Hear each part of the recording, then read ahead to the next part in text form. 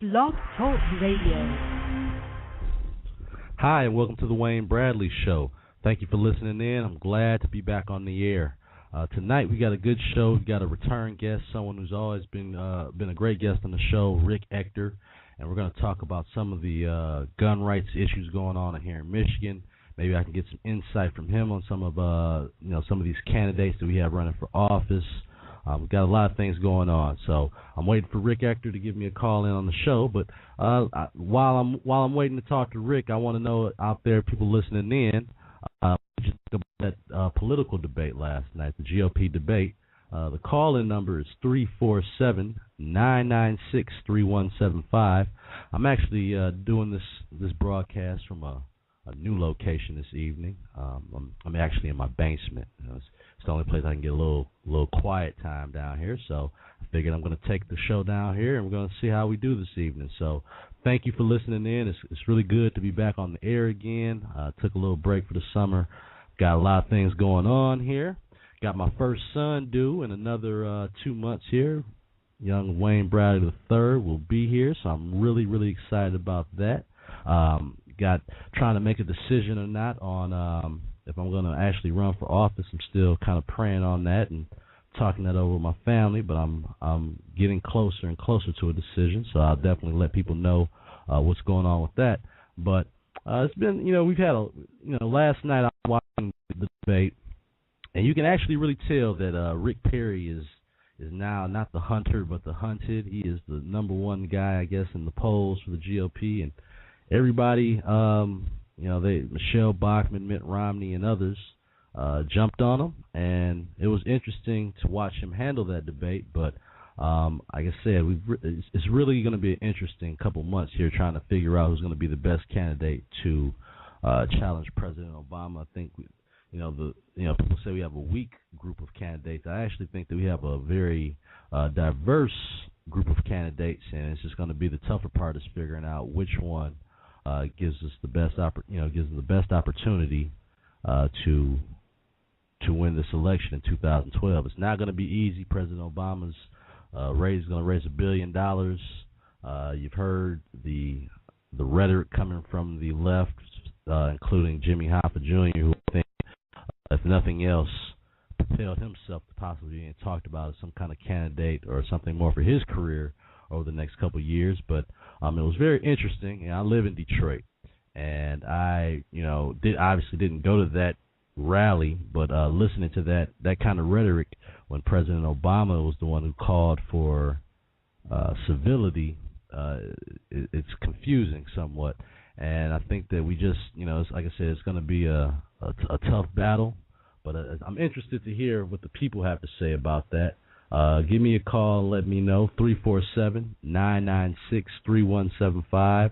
I want to hear from you. I want to hear what you had to think about that debate. So give me a call. I'm going to go ahead and post a little something online on my Facebook to all my friends, and let's see if we can get some people to call in and talk about this presidential debate, because I think that's it's really interesting right now to see the dynamics of what's going on. I see still look at Romney right now. I know a lot of conservatives are going to be mad at me for that, but he seems to be going to be the most formidable person that Obama will have to face if John Huntsman, because he's not picking up any traction. I'm kind of surprised at that, but he never did. So it's a lot going on as far as who's going to give Obama the best challenge, not necessarily who the conservatives are going to like the most. So we'll see. I got a call calling in here. Caller, you're on the air.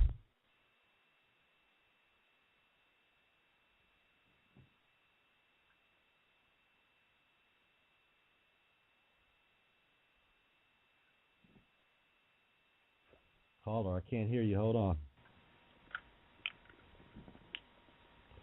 Caller, you're on the air. Can you hear me? I can hear you. Hello? Hello? Rick? Oh, I'm sorry. I was just listening. I didn't know I had buzzed in.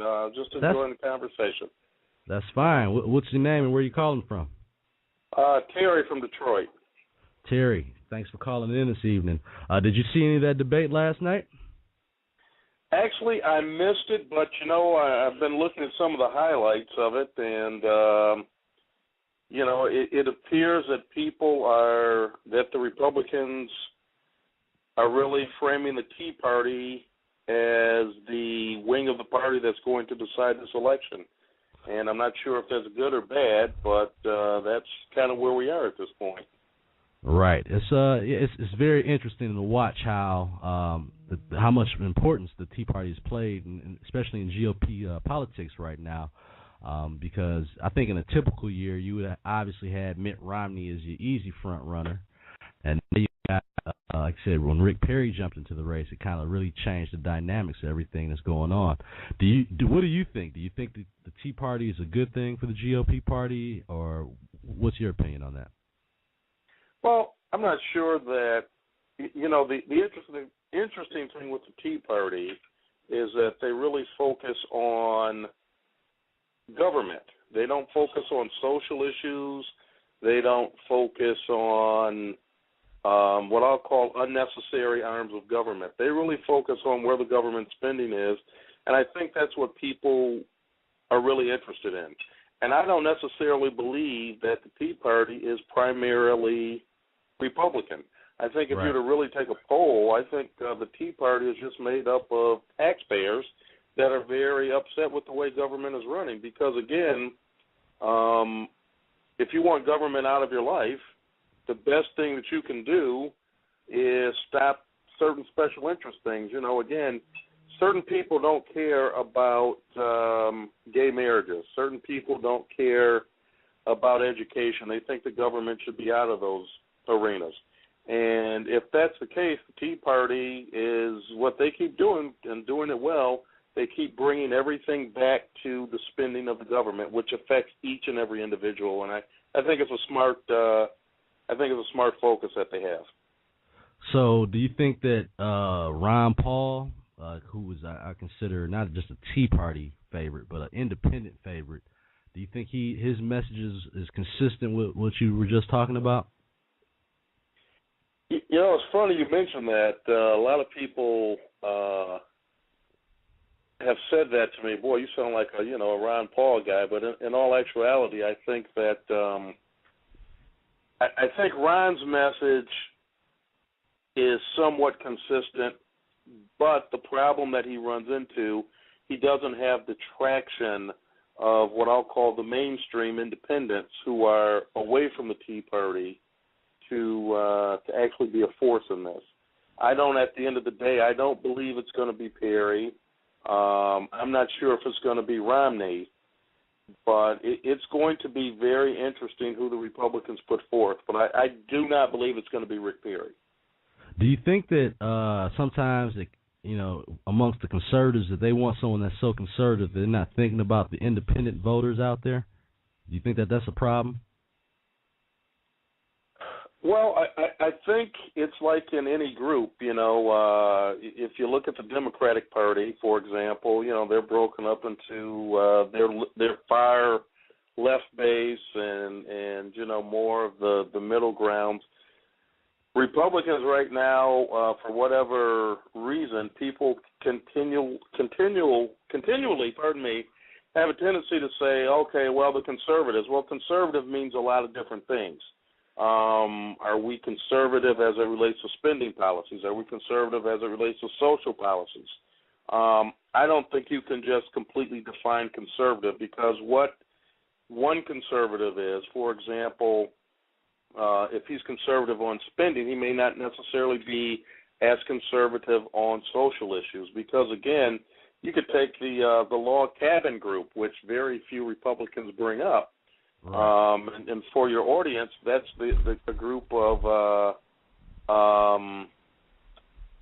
homosexuals who basically are Republicans, but they are very conservative, except on that social issue. So, I don't really know how to answer that one. Okay. Yeah, I think that's going to be something that how strongly are they going to pick someone that's stronger on the conservative social values and willing to put, because I think that, like, you have Michelle Bachmann and Rick Santorum. To me, those two are the most strongly with conservative values. But neither one of them right now are leading the polls. But both of them could be, good VP candidates if they don't actually win the election. Oh, I agree with you. I think they'll be good on the vice presidential side, but realistically, how many of us vote for vice president? It's rather interesting what we've got in there now with Joe Biden and all the mistakes and things that he's made. Again, you get the liberal bias because, again, if you compare him to Dan Quayle, right. This guy's getting a pass every week, it seems like. I think the biggest thing that it goes by every week and nobody really cares about it. I noticed that too.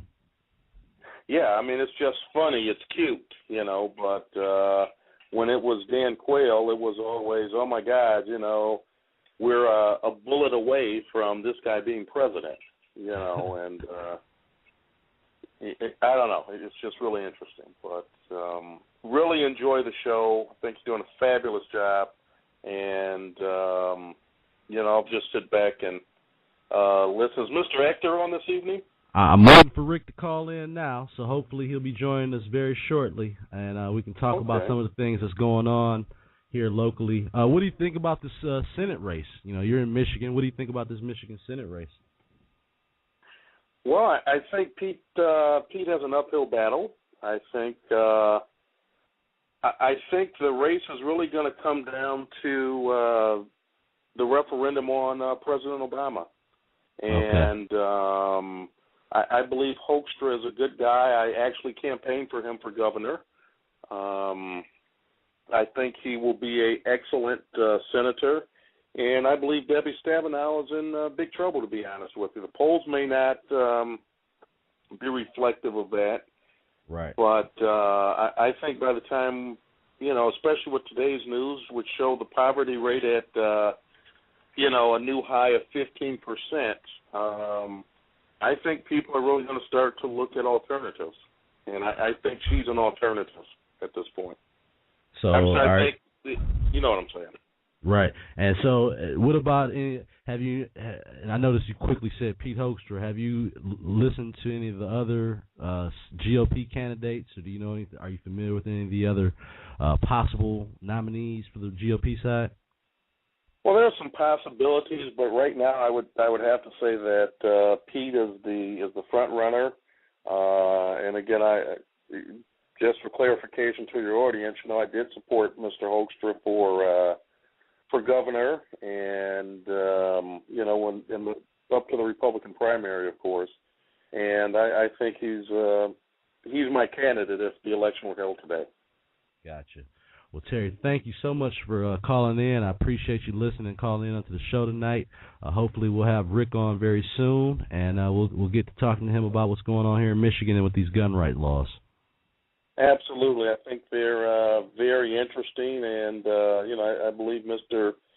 Ector is by far a phenomenal man who's really doing a lot for the city of Detroit and state of Michigan as it relates to firearms. I've had the opportunity to work with his class. I handle his legal instruction, and I'll tell you, I've been around quite a few people who, attempt to teach the CPL classes and things along those lines, and they don't do nearly a quarter of the job that Mr. Ector does. So we're privileged to have him in this area. Excellent. Well, I'm looking forward to that, and thank you again for calling in tonight. Thanks. Talk to you. Bye-bye. Talk to you soon. Bye-bye. All right. Thanks, Terry, for calling in. I'm waiting for Rick to give us a call in on the show tonight. So if you're listening in, folks, and you want to talk a little bit more about the GOP debate, give me a call at 347-996-3175. That's 347-996-3175. I want to hear from you.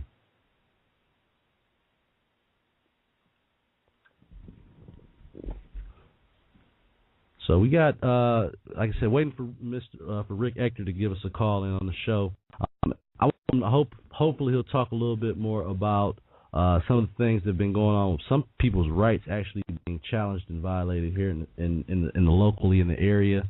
We're going to talk a little bit more about this welfare ruling that's that on October 1st, people that have been on welfare for over 4 years will be cut off. And I want to get his take on how will that affect. Does he anticipate that affecting crime and what people should be doing to protect themselves? And obviously, just some great safety tips. Like I said, Rick has a class that he does probably at least 2 to 3 times a month, and I think he also offers private training sessions. So it's going to be a good show tonight. Waiting for Rick to call in.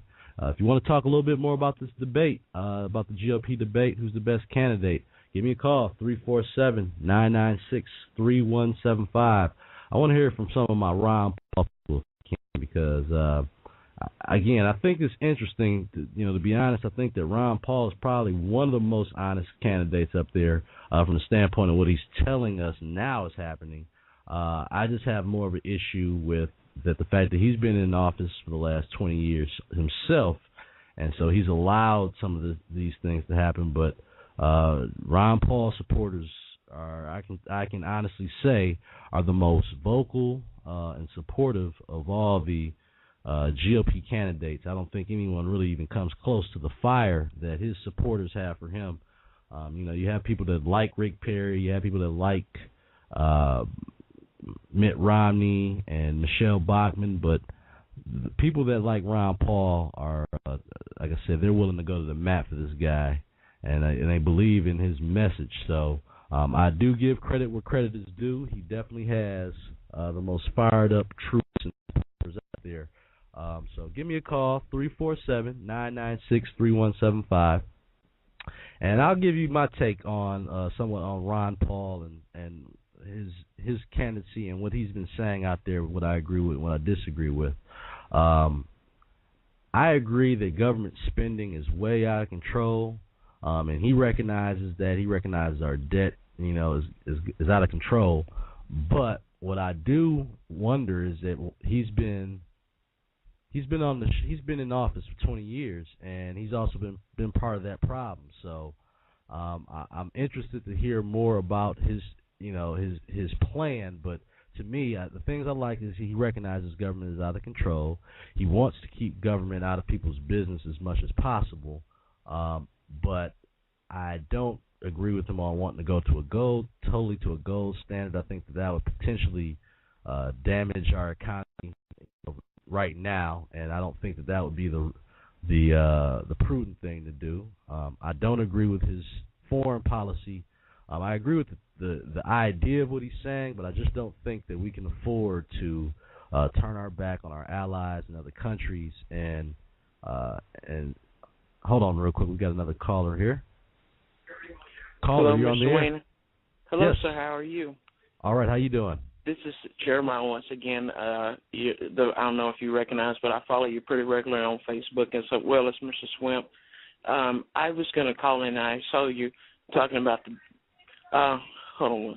the potential debate, and I was enamored by all of them. They all gave great speeches. They all did well. They were all good. But Paul worried me a little bit, I must admit. I mean, he was giving good answers, and he deserved to punch Wolf Blitzer for cornering him with such an idiotic question. I mean, the guy basically said, well, do you think it's fair if he dies or not? I mean, that was a loaded question. You don't ask loaded questions. You ask questions to see how that person stands, not so you can gauge how, I guess you could say, cold they are as an individual. Another thing is, like you said, his foreign policy is absolutely terrible. The last time we had a president, and I feel like our listeners need to read history, the last time we had a president that said we're just going to mind our own business and throw our allies under the bus was FDR. And we waited too long, and it could have almost cost all of us world domination by the Germans, because we said, we're not going to get involved. We're going to sit over here and mind our own business, even though this is a real threat to American security.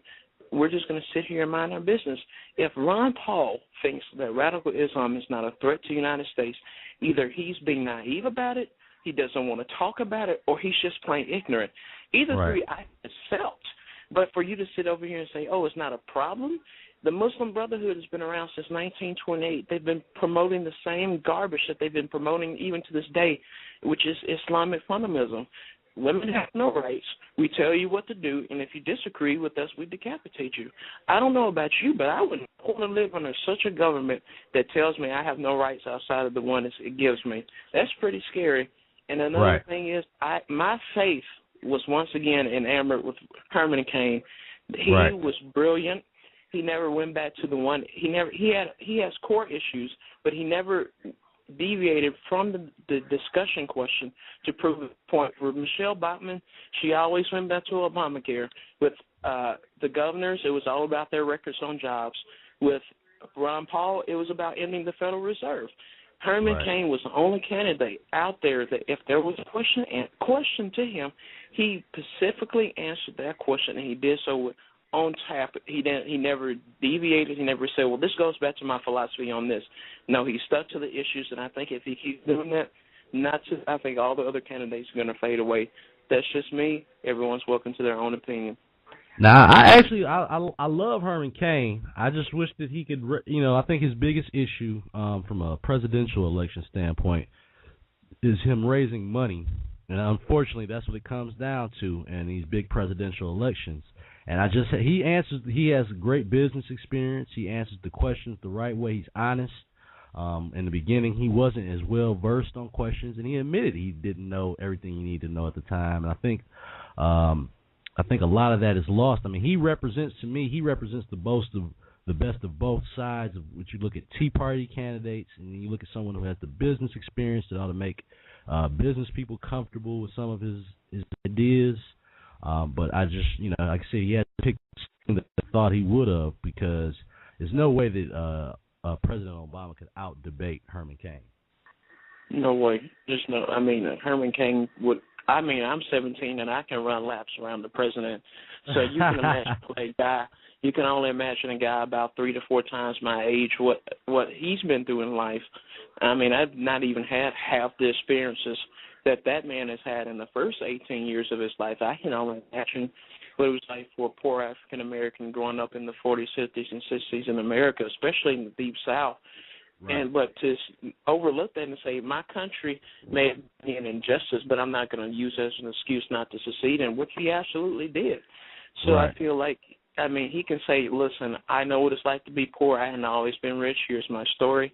And he doesn't throw it down with a pity face. He says, I learned from it, and I don't apologize for it, and this is how we can move America forward. And I feel like if he keeps that human side to him, instead of just trying to make everyone feel sorry for him or feel bad for him, he's going to go far. But, I mean, I'm really sick of compassionate liberalism, which is feel bad for me, and when you feel bad for me, just do whatever I tell you to do. Oh, no.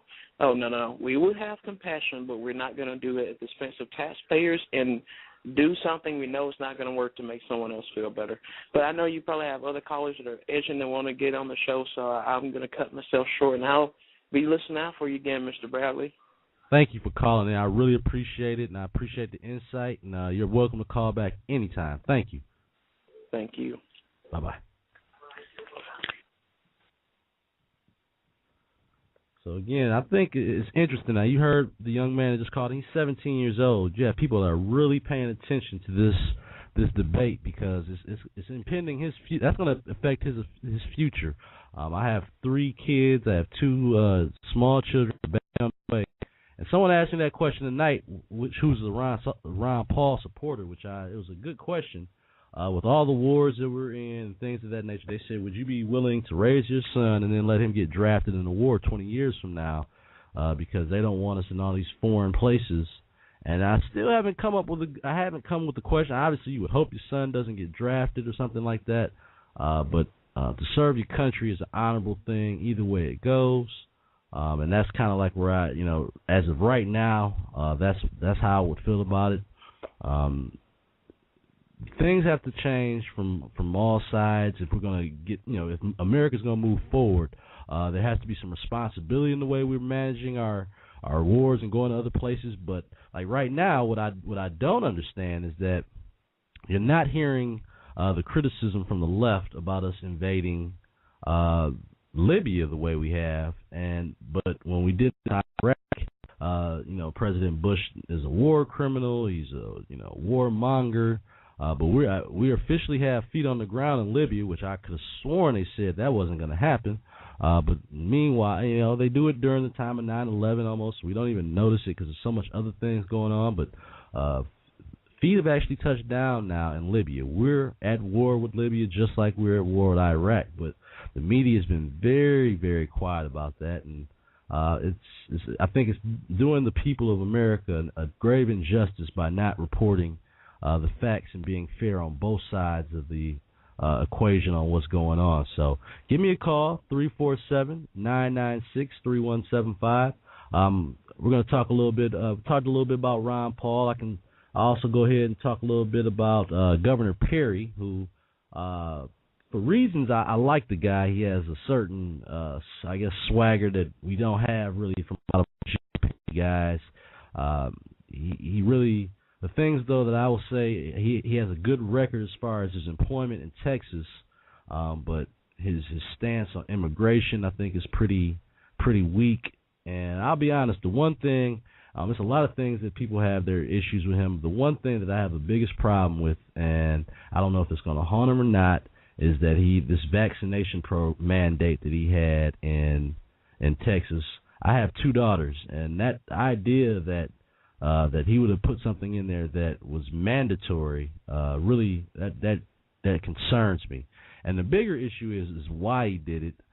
He said it was because he wanted to make sure people didn't get cancer, and I've heard people say that actually prevented people from getting cancer. So that is a noble reason for doing it, but to make it mandatory, I think was a bit of an overkill. He says he regrets it now, but the reason why is something that is more alarming when you start looking into the donation records and things of that nature. And he made a comment last night saying that, he was offended that someone would think that $5,000 could buy him off, and then you do more research and see that while he's been the president of the Republican Governors Association, they donated another $355,000 to that group. So it makes you wonder. And I'm not totally confident right now that I will want someone that's our president that's making these kind of typical political D.C.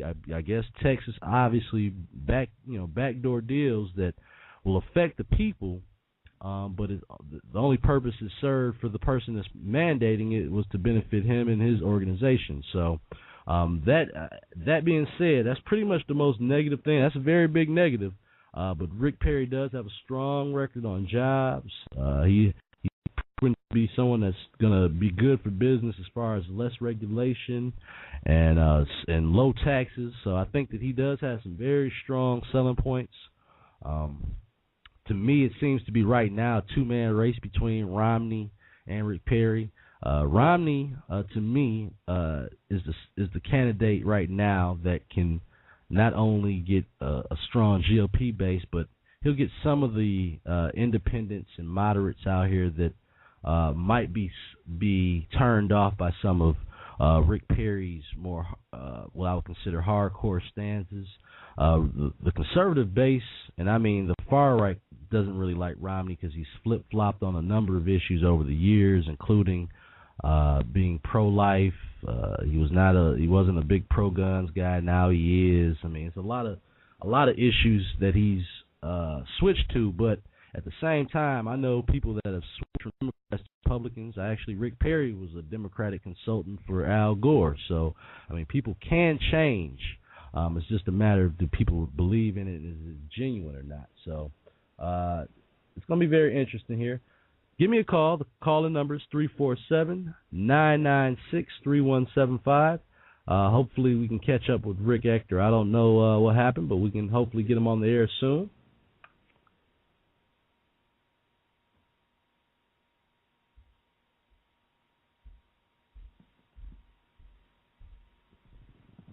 Give me a call, 347-996-3175. Haven't been on here in a while, so hopefully I can get some of my listeners to give me a call and let me know what they thought of that debate.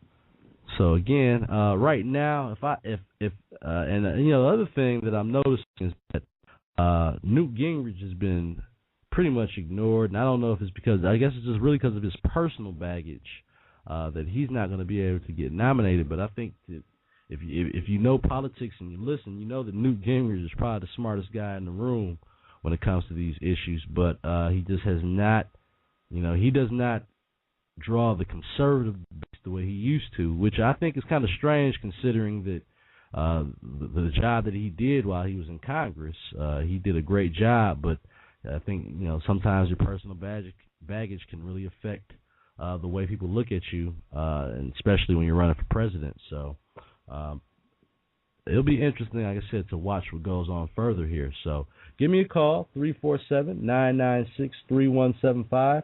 I want to know why the media's been largely. Why do you think the media's been largely quiet about the fact that we now have troops on the ground in Libya? So give me a call, 347-996-3175.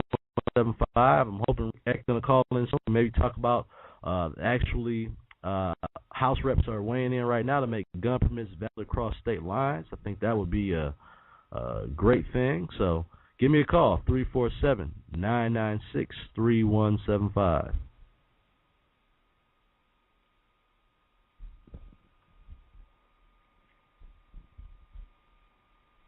Pretty quiet out here in the Twitter world.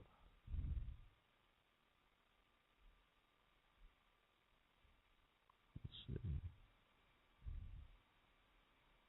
So that would be something. I think that would be a great thing for gun owners across America, because they said lawmakers are considering a House bill that would give Americans who hold permits to carry firearms in their home states right there across state lines. That would be just great. To be honest, I mean, if you go traveling across the country in a car or anything like that, I think if you've gotten approved in your state, then you should be able to go anywhere because, your Second Amendment rights are across the country. So I don't think that it should infringe upon that if you're traveling from state to state and you've gone through all the proper channels to get licensed in your state. There shouldn't be a problem. So I think that's a great law, and those are the bonuses right now having a Republican House. So maybe we ought to just enjoy some of this. It's been very interesting. I think President Obama today, he's still pushing his bill to get passed, this new jobs bill that he's telling everyone just pass the bill. And we'll read it later. I think it's another $477 billion. Again, with the money we've been spending the last 2 or 3 years, $477 billion doesn't even seem like a lot nowadays compared to some of the, like I said, the trillions of dollars we've run through in the last couple of years here. So give me a call, 347-996-3175. What do you think about this House bill that they're weighing to allow gun permits across the states? I think it's a good idea. Again, if you've gone through the proper channels in your state, you should be fine to go in any other state. And again, your Second Amendment rights carry from one state to another. So I think that's a great idea, and I commend the Republican House. And it looks like this bill has actually got Democrats, including Heath Schuler, the former quarterback that's now a congressman in North Carolina. So it's co-authored by a Republican and a Democrat. I think that's a good idea. So give me a call, 347-996-3175. I know my buddy David Cade will love this law. Like I said, give gun right owners across the country it's obviously the opportunity to protect themselves while on the road, and I think it's a good idea. Give me a call, 347-996-3175.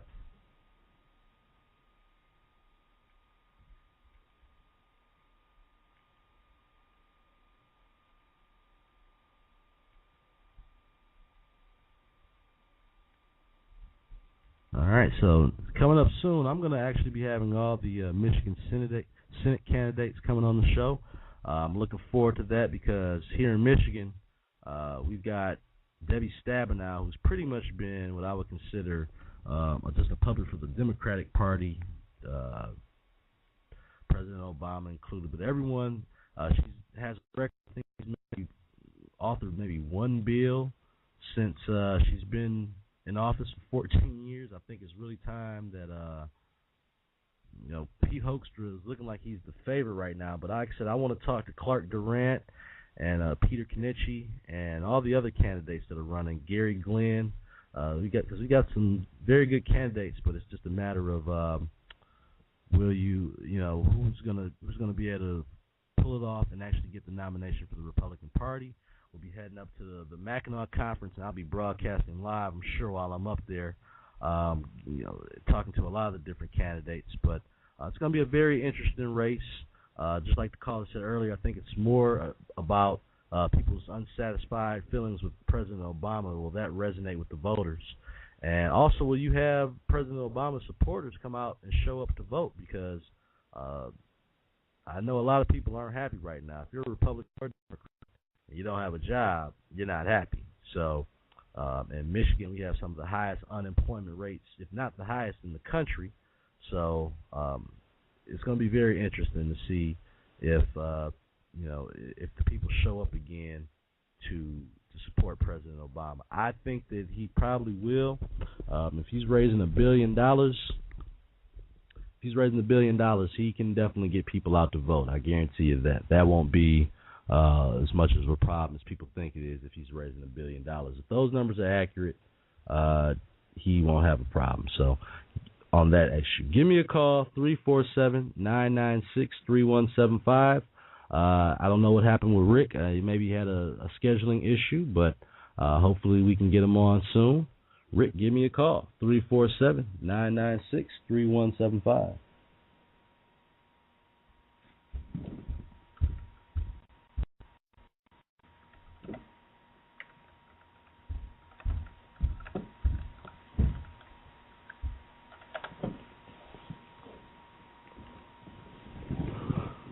So we have a lot going on. I'm wondering how President Obama is going to... The thing about President Obama and the Democrats is they believe that these big-time spending bills, which to me, a lot of them are just temporary Band-Aids on problems because a lot of these are construction projects and things like that.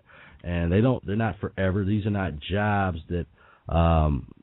these are jobs that they're creating with money we don't have. I guess that's the biggest issue. And if we were in a surplus or in a position to do that, that would be okay. But the way things are going right now, it'll be very interesting because see, this is the thing. Obama's going to frame it as saying that the Republican Party doesn't want jobs, they don't want growth. They turn his bill down, which is the game of politics. But we'll see. We'll see how that plays out.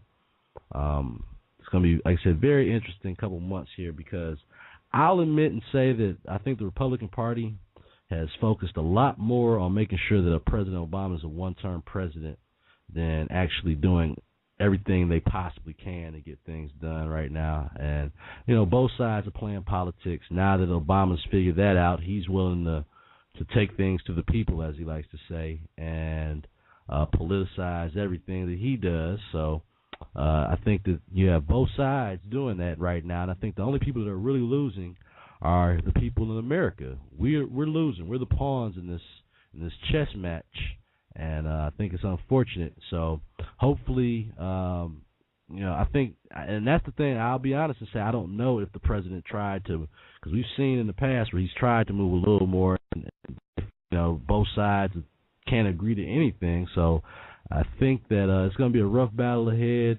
People in America better really start taking more self-accountability and making plans for how they're going to, survive, whether it be with a job or self-employment, and making plans. I mean, people have to work 2 jobs now, so it's a lot different economy than it's been probably in the last 5 to 7 years. So people kept blaming all this on Bush, but I blame a lot of it in the beginning on the fact that Bill Clinton put NAFTA into this, and also decided that everybody in America needed to be a homeowner.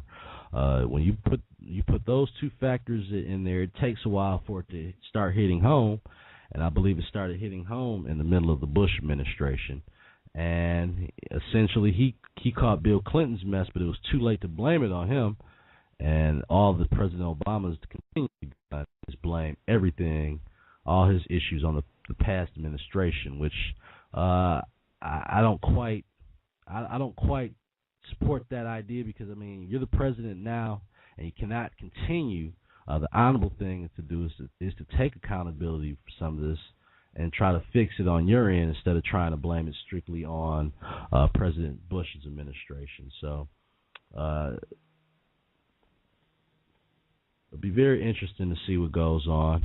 Give me a call, 347-996-3175. I want to hear from you. I want to hear what you have to say. Who do you think is the best candidate to unseat President Obama? I want to hear from you.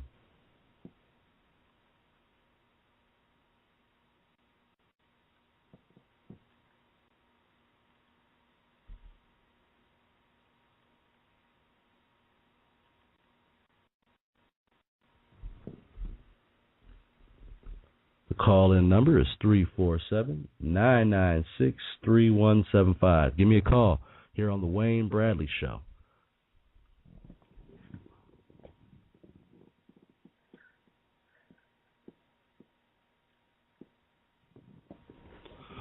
I'm going to start rearing up again, like I said, over the last few months here. We've been kind of busy. I created a nonprofit organization called the Urban Conservative League, and we're going to be focusing a lot. I consider that my pet project. It's dealing with something that I believe strongly in, which is choice in education here in the state of Michigan. And I'm going to hopefully be working with some people to accomplishing those goals and trying to mirror what goes on in our neighboring state in Ohio, where they have a great voucher program and schools of choice, for parents to make their own decisions, and making power back into the hands of parents than into bureaucratic people and unions and things of that nature. I think you have to really look at the battle over education to see what's going on, because to me, and I'll say this, I've noticed that all the GOP debates, there has not been enough talk about education. We cannot look for a better job situation with an uneducated workforce. There's a reason why a lot of foreigners come here and are getting all the high-paying jobs, because they value education more, whether it's in their country, in their culture, or in their household. They value education more, and I think that we as Americans, we have to do a better job of that. And I'm really going to be trying to put my feet to the fire and get more, because I really believe that's where the GOP is missing out and not taking advantage of a situation where you have Democrats that are on a totally side issue. And to me, it's a nonpartisan issue, and I think that the GOP has to do a better job of defining that message and polishing that message to make it something that is welcomed in the urban community. And I'm going to be my best to bring that to fruition, because I think that that's something that we're just not doing a good job with, and we're going to try to change that here in Michigan and leave the blueprint for other states that are also falling behind in education reform. So we've got some interesting things going on right now in Michigan. Randy Richardville is he's initiating some legislation to bring right to work to teachers. Now, you'll have a lot of people saying, why does he have to do that with everybody? But I think that in this profession in particular, I think that that would be a great benefit to good teachers, and I hope that more is done. I'm looking forward to talking to him by the time we get up to Mackinac for the GOP convention. So give me a call, 347-996-3175. Like I said, there's a lot going on here in the country, a lot going on in Michigan. Hopefully, like I said, in the next couple of weeks, I'll have Pete come back on the show, Pete Hoekstra, Peter Knichi, Gary Glenn, who was recently on the show. He came on the show like a week before he announced. I was a little bit, I wish he would have gave me the scoop first, but that's okay. We'll get Gary back on the show so he can talk about his vision, because everybody has a good platform, and I just think it's going to come down to who people believe has the best chance of beating Debbie Stabenow. And so far, if you're honest and looking at it, it looks like Pete Hoekstra has that advantage right now. But strange things happen in elections, and people do have questions. I mean, and to me, I think that Pete Hoekstra's overall record speaks for itself. But you do have certain things like the bailouts and things that he's going to be questioned about. I don't really have. I think my biggest issue is that, and also with the D.C. Gun ban law. I mean, either you're in or you're out on gun rights, and I don't believe in saying certain areas should be restricted from gun rights because, again, in places like Washington D.C., where it's like Detroit, the crime rate is extremely high. Police are extremely overworked, and you cannot rely on the police to protect you. They come and report on what happened, and and do their job after a crime has been committed. But to make sure you're not the victim, you have to be able to protect yourself. So that's something I believe strongly in. And again, that just seeing that news today that the House is to make sure that you can carry in every state, I think is great news for responsible gun owners. So give me a call, 347-996-3175. I've had a couple calls tonight. It's been kind of quiet. Like I said, I appreciate the people that are listening in. I know I've been on a while, so I'm going to be coming back on the show. A lot of things have happened in the last couple of weeks. I was on Let It Rip, which is a local TV show, and I talked a little bit about politics and this the free lunch program that they were doing here in Michigan. And of course, I was portrayed to probably be the bad guy on that, but I think it's very, my response to that was very responsible, and the idea of giving free lunch to everybody in a school system when not everybody needs it, based on the fact you just don't want to have a stigma about receiving free lunch, I think is a bad excuse and another great example of bad spending. But there's a lot of things behind that, including trying to kick back DPS, which are union schools, compared to the charter schools that are not union operated. So it's like a kickback, a freebie. Give free lunch, breakfast, lunch, and snacks to every kid in the school, regardless of need or not. I have no problem supporting the kids that need it. Obviously, you don't want to take food from a kid's mouth, but if they don't need it, for heaven's sakes, why are we giving it to them? I mean, it just doesn't make sense where I'm from. And if it's something out of need, I'm all in support of it. But we just cannot continue to throw money down the drain on any kind of program. So, like I said, I've also been asked to contribute now on the Detroit News blog, and I thank Henry Payne for that opportunity. I'm really looking forward to that. So a lot of good things have been going on. I'm just trying to navigate with so many responsibilities. Like I said, my child is on the way, a couple of different businesses here. So I'm just trying to make sure I have the best hours so we can have more, the best audience and participation. So give me a call, 347-996-3175. I want to hear from you. We got a little bit longer on the show tonight. I was hoping Rick would call in, but Rick is a busy man, so it might have been a scheduling conflict, but hopefully we'll hear from him soon. Give me a call, 347-996-3175. I want to hear from anybody on the idea of what the GOP can do for more, to do better on the education debate. And also, I'm curious as to the fact of why it hasn't been talked about more in this debate already. Governor Perry doesn't have exactly that great of a record on education, and I think that was I didn't really talk about that before, but that kind of concerns me. But I think none of our GOP, except for Newt Gingrich, who again knows the issues probably better than most, has really come up with any sort of urban agenda or any kind of agenda that relates to education and things. Because what people don't realize is that when we have a healthy urban America, and we have the places that people are working, the economy's good.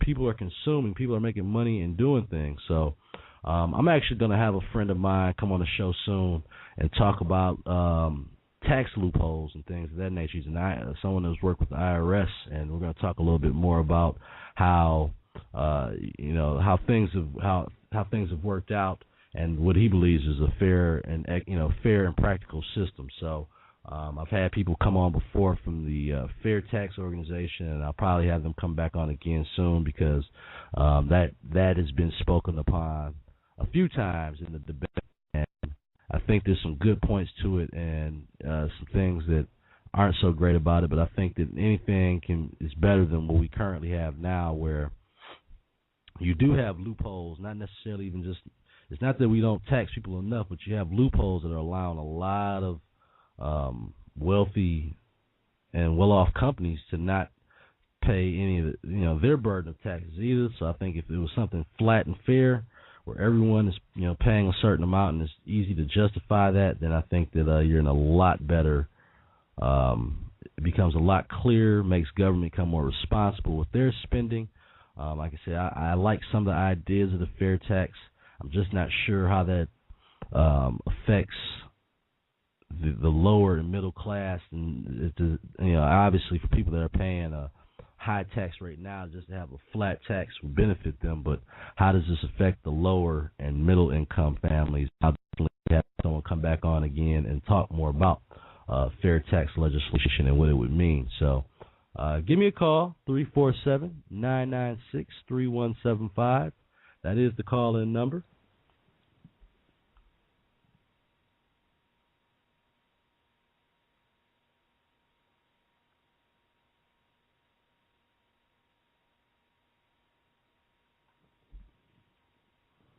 Kind of quiet out here tonight. Like I said, it's been a while since I've been on, so I appreciate the people that are listening, and I hope more people, like I said, we can get back on the roll here and get people back to calling in and really giving their opinion on what's going on here in America. Because, like I said, it's some interesting dynamics on what's going on in this race, and so many things are going on in America right now that everyone has to be paying attention and making decisions on what they're going to do for their future. It's going to affect from our leaders locally to nationally. So give me a call, 347-996-3175. I want to hear from you.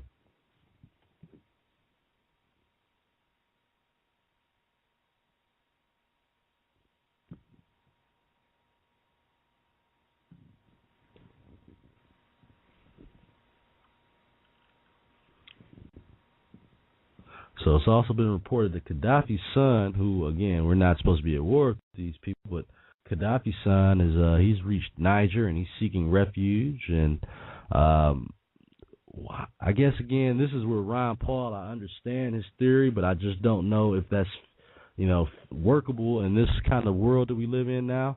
I don't believe if we left all those places alone that all of a sudden tomorrow we'd wake up and all the terrorists would just leave America alone and they wouldn't attack anybody, or we let Israel kind of fend for themselves, which I just don't subscribe to that notion from a political or from a religious standpoint. I just think that, and I'll be honest, that has a lot to do with that.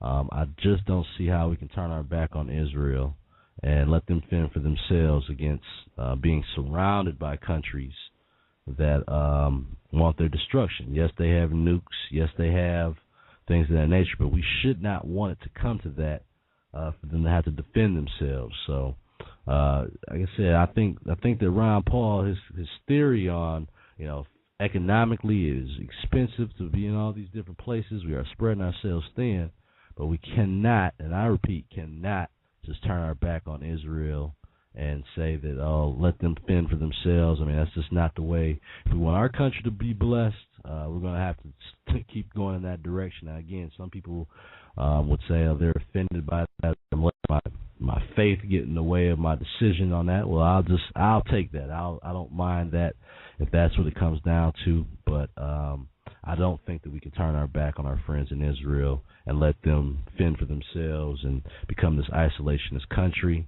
I think that we just have to, if we have to, strategically do things a lot, better, then let's do it that way. But, like I said, we kind of pick and choose right now with our leadership on what the places we're going to get involved in, the places where it's worth it.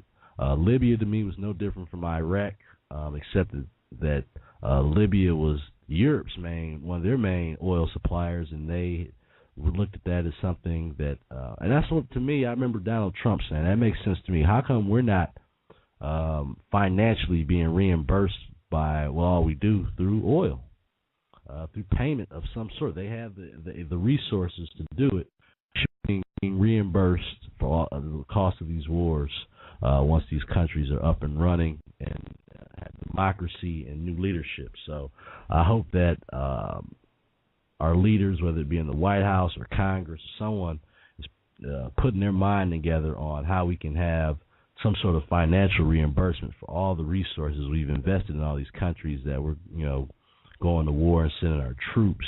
And like I said, the resources and lives and things that have been lost. I think that there's got to be some kind of way to reimburse us, and we shouldn't have to take all this burden on by ourselves. So I think that's something we ought to look at, and I hope that President Obama and the Republican House can work together on doing something like that. It seems like something they ought to be able to agree on. To me, I think that the way it is right now, Obama's going to probably be the favorite going into this race, but the Republican Party still can get things done, and I hope that they do that over the next couple months, as opposed to just going back and forth like a seesaw with political games. But both sides have their hands, have a lot of hard work ahead of them. It's just a matter of they're going to do that or play politics until next November. So it'll be interesting to watch. I am sorry, folks, if you were listening in and were listening to hear Rick Ector tonight. I don't know what happened, but we can definitely, I'm sure we'll get him on the air soon. So thank you, everyone that was listening in tonight. Hope to hear more. Like I said, we're going to figure out when the best times are to do the show. Like I said, I haven't been on in a while, and with so much going on, we just have to, again, start getting revved back up here and spreading the word. So I appreciate everybody listening in tonight. Give me a call. The call-in number, if you didn't call in tonight but you want to call in maybe another night, the call-in number is 347-996-3175. Again, the call-in number is 347-996-3175. Thank you for everyone that was listening in tonight. Thank you for the callers that did call in. I appreciate it. It definitely keeps the show interesting, and I don't have to run my mouth for the whole hour. I appreciate people calling in and giving their take on what's going on here. And like I said, we'll be bringing on some exciting guests over the next couple weeks. And I won't let all the surprises out now, but I can guarantee you we're going to start revving things back up here on the Wayne Bradley Show. Took a little vacation, and now we're back. So thanks again for everybody that's listening. Make sure you go to the website, conservativeiscool.com. That's where you can listen to all my old shows where we're blogging at. If you get a chance, also check out the urbanconservativeleague.org. That is, like I said, the nonprofit site that I'm working with to try to bring more choice in education here in Michigan, and hopefully after that we can start moving on to other places. So give me a call, 347-996-3175. You can also follow me on Twitter at WBConservative on Twitter. And thank you so much for listening in tonight on the Wayne Bradley Show. Hope you listen in again, and next time give me a call. Don't be a stranger. Thank you. Good night, and God bless.